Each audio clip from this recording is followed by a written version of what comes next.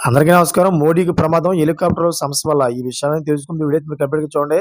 అప్పుడే మీకు complete information ఏంటో అర్థమవుతుంది. అదేవిధంగా చాలామంది వీడియో చూస్తున్నారు గానీ, సబ్స్క్రైబ్ చేసుకోవడం మాత్రం మర్చిపోతున్నారు. దయచేసి సబ్స్క్రైబ్ చేసుకోండి. సబ్స్క్రైబ్ చేసుకోవడం వల్ల నేను చేసే ప్రతి ఒక్క అప్డేట్ మీరు ముందుగానే పొందగలుగుతారు. అదేవిధంగా చాలామంది లైక్ చేయడం మర్చిపోతున్నారు. దయచేసి లైక్ చేయండి. లైక్ చేయడం వల్ల ఈ ఇన్ఫర్మేషన్ మనం చాలా మందికి రీచ్ చేసిన అవుతాం. ఇంక లేట్ చేయకుండా వీడియోలోకెళ్ళిపోదాం. ఫ్రెండ్స్, జాతీయ గిరిజన దినోత్సవంలో పాల్గొనేందుకు ప్రధాని మోదీ శుక్రవారం ఉదయం బీహార్ వెళ్లారు. అయితే ఆ కార్యక్రమంలో పాల్గొని ప్రసంగించారు.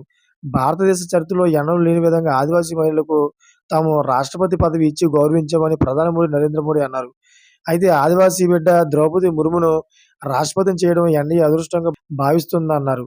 అయితే మొదట్లో ఆ పదవికి ముర్ము పేరును ప్రతిపాదించగానే ఆమెను భారీ మెజార్టీతో గెలిపించాలని బీహార్ సీఎం నితీష్ కుమార్ పిలుపునిచ్చిన విషయాన్ని మోదీ గుర్తు చేసుకున్నారు. అనంతరం జార్ఖండ్‌లో ఎన్నికల ప్రచారం కోసం ప్రధాని మోదీ దేవగఢ్ వెళ్లారు.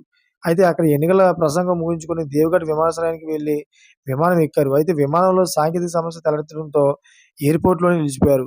ఈ కారణంగా ప్రధాని మోదీ న్యూఢిల్లీకి రావడానికి షెడ్యూల్ కంటే ఆలస్యం అవుతుందని సమాచారం.